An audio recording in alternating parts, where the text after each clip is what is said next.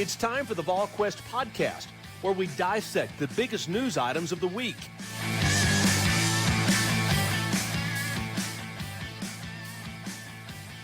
Good Tuesday, everyone. Welcome to the Volquest.com podcast presented by our good friends at Smoky Mountain Organics. Don't forget to check them out at SmokyMountainOrganics.com or visit one of their 4 locations in East Tennessee, 3 in Sevier County, and of course their location in Knoxville is at 8018 Kingston Pike. That's just across from Trader Joe's, just down from Westtown Malls. That is Smoky Mountain Organics, East Tennessee's most trusted health and wellness store. East Tennessee's most trusted health and wellness store focusing on natural products and organic remedies. That is Smoky Mountain Organics. With Austin Price and Rob Lewis, I'm Brent Hubbs. Glad to have you along with us on this Tuesday installment as Tennessee finds themselves in week 4, I guess, last week of spring practice. Had an opportunity to see a little bit, not a whole lot, in the Saturday scrimmage. As I've mentioned in my observations, Rob, one scrimmage, good or bad, makes nothing of a football team. Seeing some guys out there and putting it in context with what coaches have said throughout the spring, what is your takeaway from seeing Tennessee for a little bit on Saturday in the cold wind? One thing, I think Cooper Mays is a really important player on this team, and that's like one of my biggest takeaways. And again, AP talked to Coach Hype about it. Addison Nichols has been on campus for 2 months, so I'm not remotely casting any aspersions on him. I'm just saying I think that we all saw a lot of pressure coming up the middle. And that was kind of my biggest takeaway, was how overmatched might be a strong word, but I was surprised at how the front seven, even when it was ones on ones, which I don't think we saw a ton of, the front seven pretty much had the upper hand, I thought, at the line of scrimmage. Go ahead. I was just going to say I agree with Rob. Ultimately, at the end of the day, I agree mostly with the fact that you just didn't learn a whole lot. It was so such a small size of what you saw with the best players, on Tennessee's team out there. Ramel Keaton did get open a few times though. I was going to mention Ramel, the forgotten man. All the talk about those players last week. He did get open a few times, made a few catches. I still think Tennessee can benefit from another bigger receiver, and so, if they're able to land Brew McCoy, and Brew McCoy can be anything of what his kind of expectation was coming out of high school, then, Tennessee would be doing pretty good. Yeah, I think from the center standpoint, obviously, if they were playing the game, Jerome Carvin's got to go back to center, and you got to find a guard. And that's not a knock on Addison Nichols. He's just not ready at this point. But go ahead and put him in there. No point in working Jerome Carvin at center without Cooper Mays in there. Go ahead and give Addison Nichols as many reps as he can handle as he continues to learn the position. My overriding takeaway from Saturday, coupled with everything up until that point, is kind of what we've all known. This is still not a very deep football team. This is a team that lacks depth in a lot of areas. They're obviously missing corners, but you talk about taking out one piece of the puzzle in Cooper Mays and how different that makes you look. Where they are at tight end, if they don't have both Jacob Warren and Princeton Fant, they're playing some walk-on tight ends who probably aren't ready to really contribute. So that's my overriding takeaway, is that they're not that deep still at certain positions in particular. And then I thought some young players kind of, showed some explosiveness and some ability. Jerry Mack said it on Monday, Rob, and I know you're working on a running back story, but, when Justin Williams-Thomas gets going the right way and knows where to go, they really like what he's shown. It's just a matter he's still learning a whole lot. I think Tyree West is the same thing.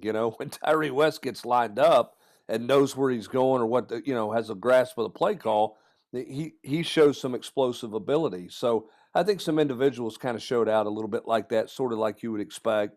But overriding, I don't think you learned anything new about this team or a whole lot. You didn't see Hendon Hooker at all, or very little. Cedric Tillman doesn't scrimmage. So you just didn't get to see a lot of the parts of what Tennessee's about. I agree with you, Austin. They need another receiver, I still think, as well. And I'll say this too. I kind of like Taven Jackson the more and more I see Taven Jackson. I'm not saying he's the next this, that, or the other, but I don't know that anybody should just mark him up as a forgotten man at this point. I know Nico's, committed and coming, but I mean, Taven Jackson looks like he can operate. I mean, you know what I'm saying?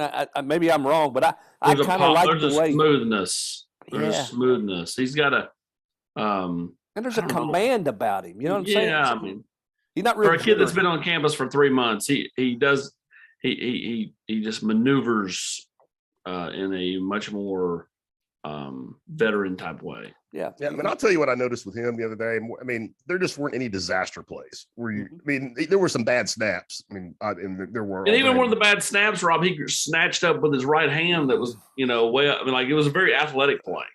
But I mean, he just didn't look overwhelmed. And, as we've all seen freshmen do. I'm not saying he was great or spectacular, but I think AP said about he's smooth. He gets the ball out pretty quick. And, I mean, I like what AP said. There's a command there that, I'm with you, Hubbard. I'm not saying he's the next this or that, but he looks like you got something to work with there. I mean, he looks like a guy who's got some skill and got some belief and confidence. I just like the way he kind of carries himself for sure. All right, Josh Heupel's got essentially 2 practices left for this football team. Are you accomplishing anything this week, or is this just about making sure nobody gets hurt at this point?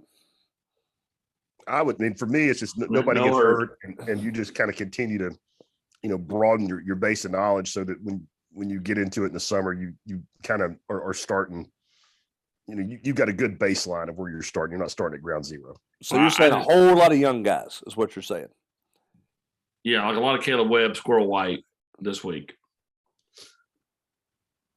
I wouldn't see Cedric Tillman this week.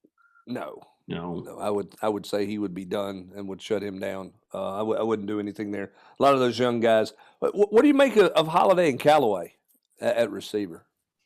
I mean, Callaway had the one huge play the other day. I think we all, kind of joked that, that reverse field, giving up 15 yards and running through your backfield ain't going to work in Athens in October. But it does show you, kind of the ability that the young man has just with the ball in his hands. I mean, I don't think any of us are surprised. I think we're more surprised that he hasn't shown up more as, at least a kind of specialty weapon to this point. Yeah, I mean, I'm honestly kind of proud of those kids more than anything. I mean, like every tendency on the earth is just to bounce, and I'm sure that, there were multiple conversations had with them and, their friends or family or whatever about, getting them out of here. High school coaches or coaches that recruited them coming out of high school. And they've kind of stuck in there. And, Jimmy Holiday's drawn some praise this off season for his growth. And, Jimmy Callaway had already, made a small blip last year, before he got in the doghouse and was to never be seen again until just a few weeks ago.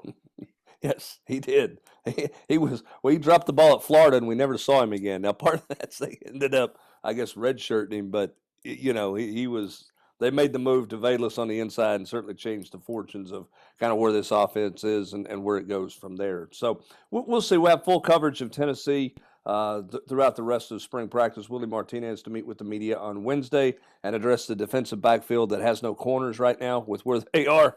And then Josh Heupel will finish it out on Thursday for the media part of spring practice, putting a bow tie on everything for spring ball for Tennessee. So we'll have continued coverage of that along the way and continued more from Jerry Mack and the running backs and other players as well. Also, let's talk a little recruiting. Tennessee gets a commitment from Nathan Robinson. We had the opportunity to visit with Nathan Robinson. I think we might have been Nathan Robinson's first interview that he did a year or so ago. And we were. You were. In Greenbrier. What do you like about Nathan Robinson? How big of a deal is this for Tennessee to get him in the boat? A huge deal. Just a massive deal. Ironically, last year when you were, if I'm not mistaken, I was standing in the edge of the school waiting on Taven Jackson to commit while you interviewed Nathan Robinson. I think that's 100%. So I could post it and tweet it and all that. And you were in the bowels of the Greenbrier High School gymnasium interviewing Nathan Robinson. I never saw this interview until I edited the thing, and I was like, man, he's a good-looking kid, Then he only got, bigger. I went over there a few months ago just because Aiden Bustle had asked me to come over, and I said, well, if I'm going to drive to Mount Juliet, I might as well go make more than one stop. And then, he wanted me to come over there to do this a few weeks ago. And so we went over there and pre-taped the thing. And, I think it's great to continue to get success in the state. It's also great to, get big bodies, Brent. And I mean, he's a big bodied kid, we'll start out on the defensive line, and then, we'll see, depending on how much he grows, and, if he can, prove he can be a man, as a strong side D end or whatever on the D line. If he's a success on the D line, he is Shane Burton-esque, Rob Lewis. Hubbard, you stole it out of my mouth. I was getting ready to throw that out there. That's who. That's who he can. Shane was big and a big athletic guy. He played several years in the NFL. As a strong side guy for Dan Brooks and Steve Caldwell. So he could be that, or who knows where he ultimately ends up playing. But a kid who doesn't seem to be slowing down in terms of his growth. I joked with him the other day. I'm still not sure he's shaved yet. Yeah, I agree with that. He's still got a young man's face, and he's only going to get bigger and stronger as he goes. And here's a guy that Tennessee means a lot to him, and he wanted to get into the boat. And after struggling last year in the state of Tennessee, Austin, it is.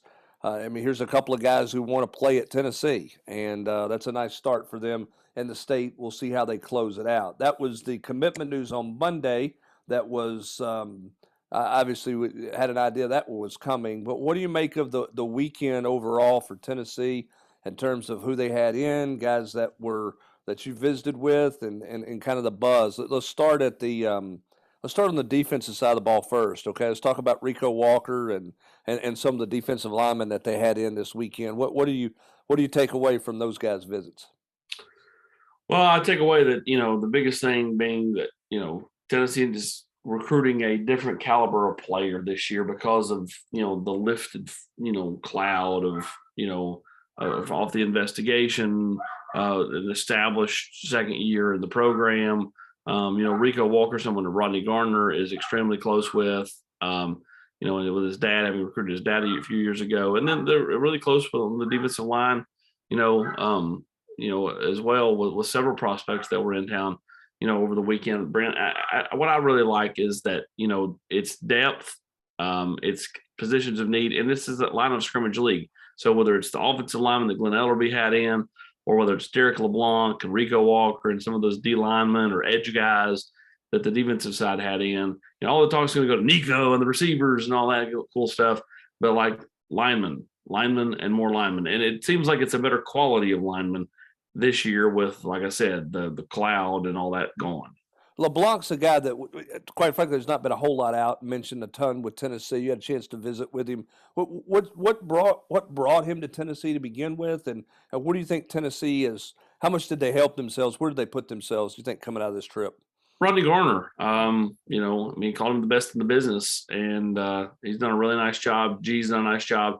BJ has done a nice job. That's his area, Ryan Jean-Marie. And so, is Tennessee the favorite? No, they're not the favorite for Derek LeBlanc, but can they swing him? Absolutely. I just know that recruiting Florida is going to get a lot tougher because, while Florida State, seems like they're kind of in I won't say a dead man walking year or transition year or whatever.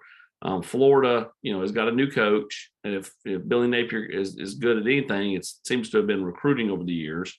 And then we'll see him as an actual head coach going forward. And then, Cristobal's got things rolling down in Miami. So I just think recruiting instead of Florida, which has always been hard, is harder right now than it's been in the last few years. I think Cristobal is interesting, just because he's got experience. And if Miami commits the way they appear to have committed to it all right now. Sure seems they're all rolling in the same direction. Yeah, they do. Right now they are. Now, who knows how long that lasts? It's somewhat easy to do when you got a new guy coming in, but it certainly feels like he's got him going in the right way. And if that's the case, then the ACC, Clemson, it might get a little interesting for them, because I think they could ultimately threaten Clemson in there more than Florida State, because it doesn't feel like Florida State's all in the same direction. They feel like they're kind of paddling in circles in some ways, on a lot of different fronts. So Miami's an interesting school. I think they're going to be one of the buzz teams in recruiting all year Don't you think long. it's easy to go from outhouse to penthouse in that league much more than it is in this league? Oh, no question. No questions. Not even a Especially with debate. the portal. I mean, they're the rumor is they're, of course, we're taping this on Monday night, and this airs on Tuesday morning. But the rumor is they're the favorite to land Demarius Mims, because he has to go outside the conference. He can't transfer inside this league unless he's setting out, and no kid's going to set out. They've done a nice job with getting Mitchell Agude from UCLA, and they've done a nice job. Period, and they've got some nice talent there. Yeah, this rule. I mean, this SEC rule about you got to be in the portal by February 1st. I just don't know. I just don't know how much it helps this league. I mean, again, Amarius Mims. I mean, he's talented enough to go wherever he wants to go. Maybe nobody in the league would want him, but they would. But I just don't know how this rule, this February 1st rule that the league has, Rob, where if you're going to transfer within the conference, you got to be in the portal by February 1st. I don't know how that ultimately helps the league in any way, shape, or form. No, before Rob answers, don't you think it's just simply it's trying to keep teams from promising kids, hey, man, just go through spring, and then the kid goes through spring, and he's still not high enough on the depth chart like he wants to be, and then he bounces to the said program in the league. Yeah, but they're going to bounce anyway. The coaches. It's all about helping the coaches and the school. In my opinion, I mean, it is not player friendly. I just don't know ultimately how much it helps. I mean, if a kid's going to bounce, it doesn't help. Bounce. I mean, would you rather him bounce? Would you rather him bounce? I mean, again, you don't want to lose anybody. Okay, Georgia doesn't want to lose Amarius Mims. It's great, so they're not going to quote have to play against him. But it strengthens other conferences. Yeah, period. I don't know how it helps the league overall. I guess is my thing. I don't see where that's an advantage. It's kind of like requiring the extra English and math they had a few years ago. Hubbard, the one advantage I can see and why I think the league office would like it is that I think it will cut down on. I mean, it won't eliminate it ever, but it's going to cut down on recruiting other people's players, I believe, which in this league is always going to be a source of ugliness. I mean, you're not going to stop it. I just think it's going to cut it down a little bit. Yeah, maybe. I mean, I don't know. What's the rule in basketball?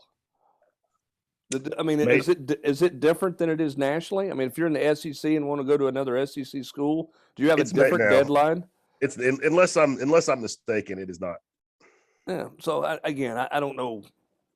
I mean, they're not recruiting each other away in basketball either. I mean, I don't know. I just this is the same league that I think it's a needless rule, I guess is what I'm saying. Well, this is also the same league that won't let you take official visit pictures or whatever, or visit pictures on the field, but you can in Washington or Oklahoma or Ohio State or wherever. But in this conference, it's a recruiting advantage if a kid goes out there in the middle of Kroger Field, in Lexington and takes a picture. It's going to give Kentucky a leg up or give Tennessee a leg up to take one on Shields Watkins. I mean, they have some dumb rules. Yeah, there's some that are head scratchers for sure. All right, let's get back to a couple of quick recruiting things before we get into basketball stuff as well, because there's plenty going on there.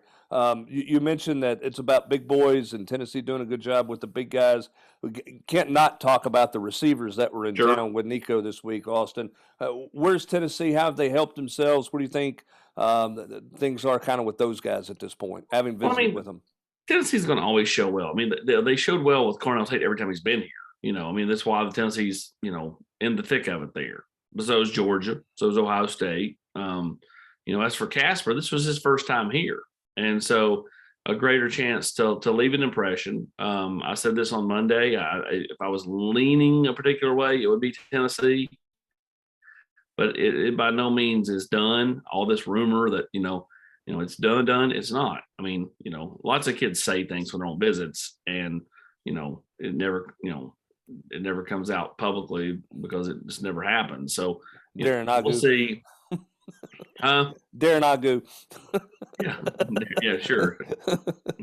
Go ahead. But I mean, point being is again, right now, if I was leaning any particular way with him, it would be Tennessee.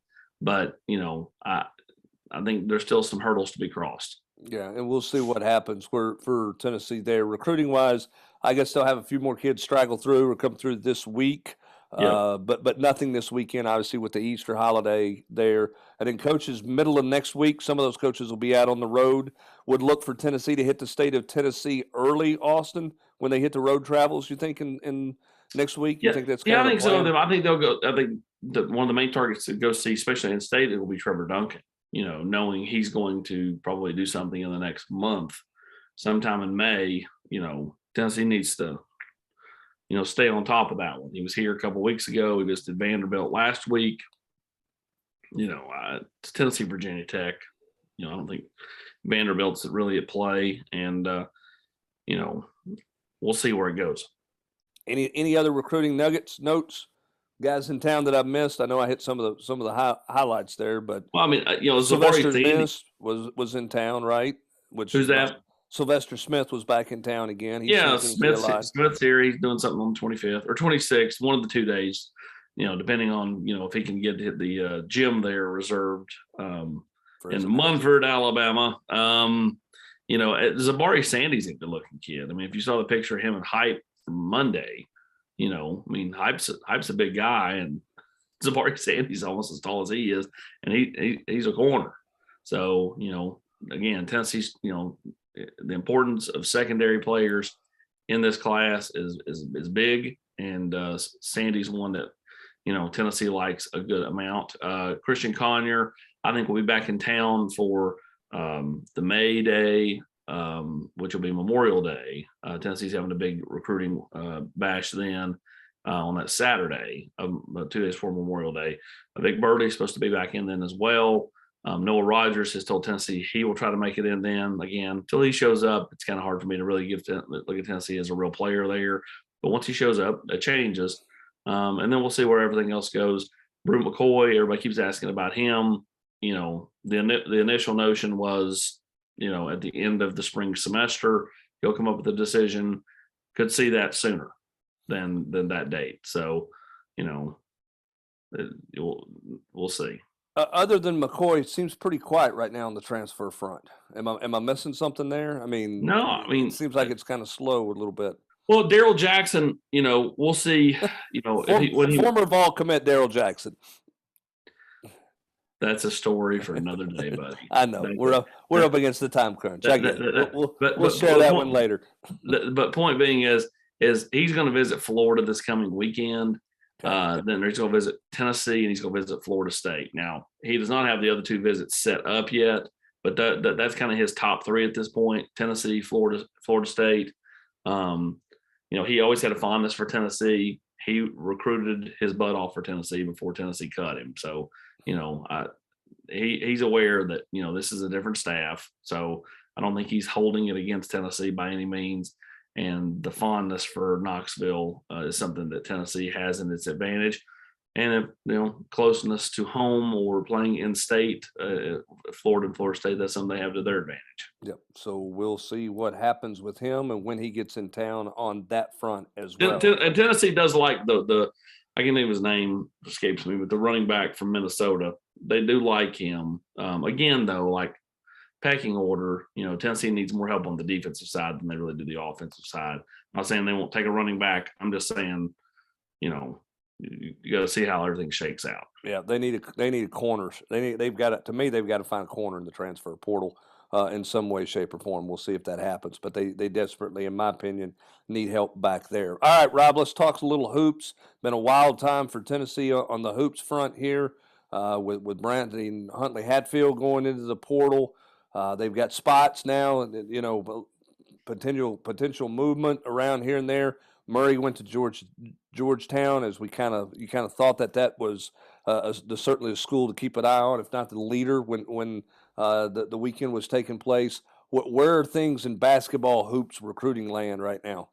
I think you're kind of on a reset. The only name that I know for sure that Rick Barnes has met with as far as like transfers go is Tyreek Key, the young man who's originally from Salina, Tennessee, over in the mid-state area.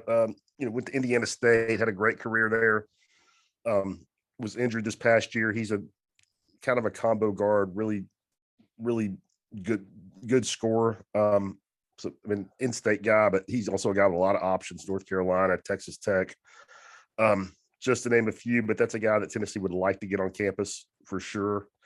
And now, I mean, I think Tennessee felt like they were set with bigs, and now all of a sudden that's not the case. I mean, I don't think they had been really, looking, evaluating, and kind of scouring things for any big guys. But now with Brandon Huntley Hatfield hitting the portal, obviously I think you hit reset on that and start trying to do some evaluations and finding out, what is still out there as far as big guys that could help you.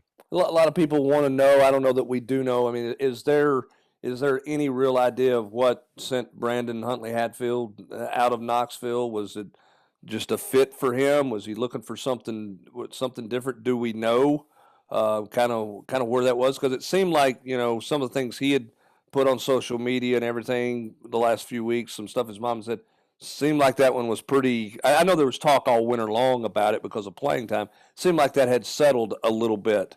And then obviously, he made a decision over the weekend to head out of town. Yeah, Tennessee felt like it was settled. And, we put in the war room several weeks ago and got some people stirred up that, hey, that's one to keep an eye on. And then, based off what we were hearing towards the end of the season. And then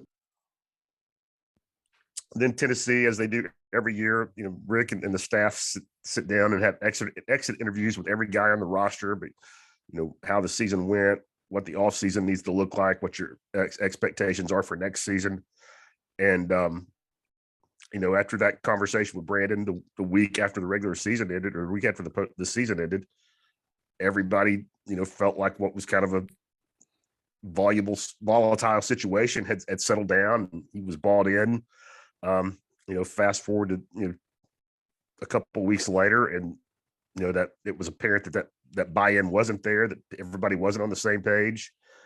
And, I don't want to get into a lot of secondhand stuff. It's just saying that Rick Barnes was not that upset, I think, at the end of the day.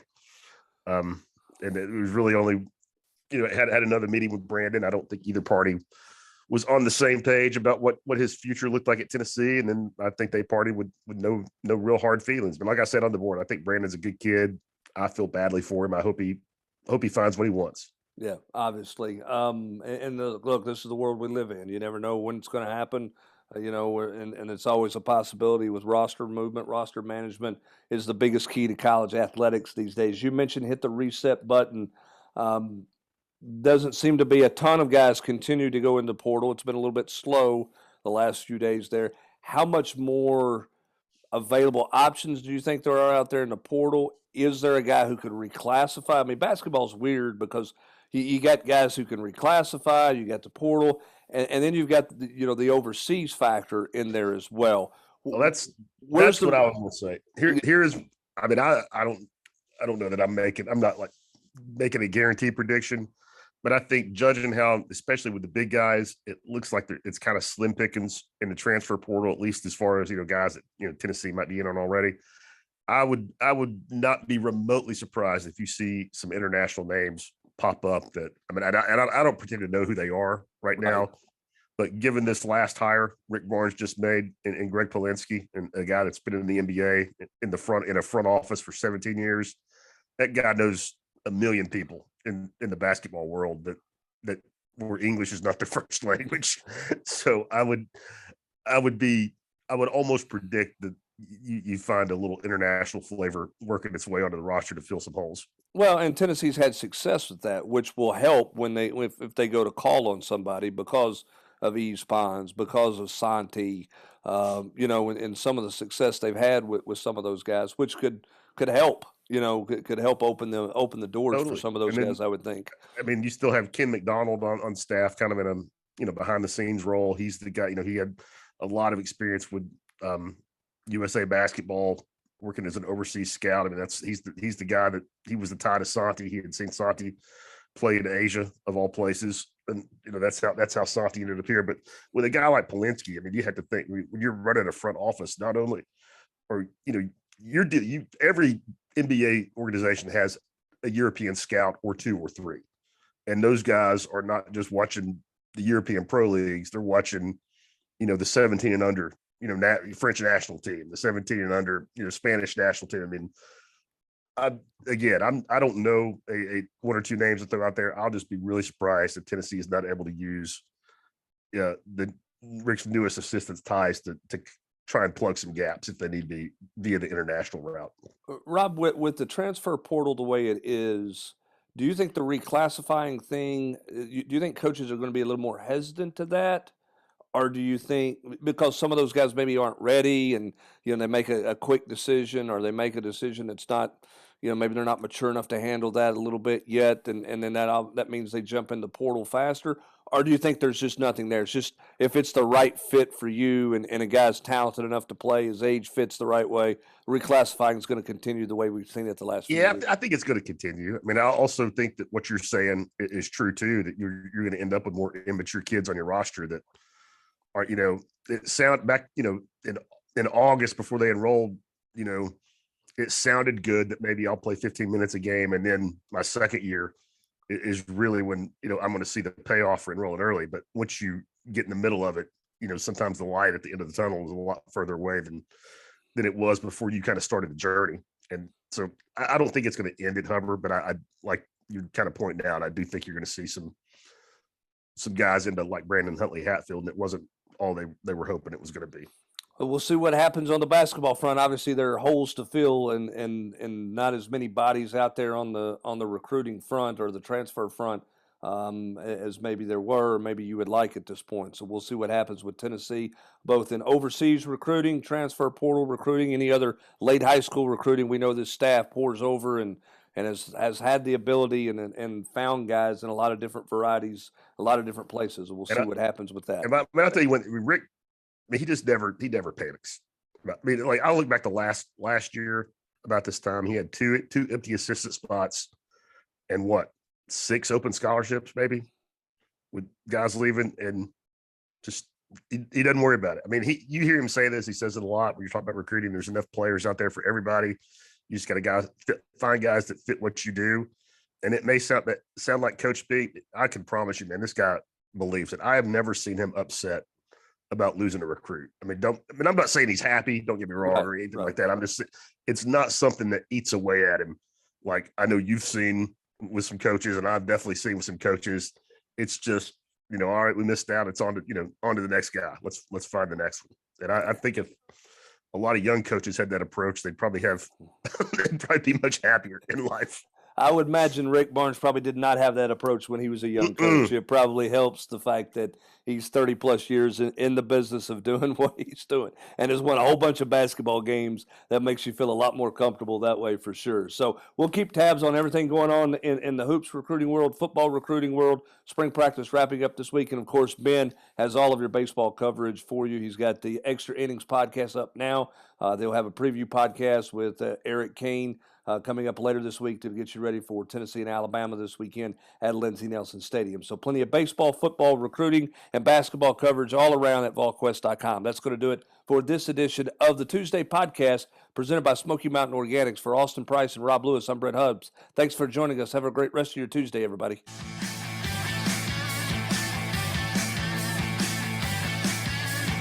You've been listening to the Volquest podcast every week here on Volquest.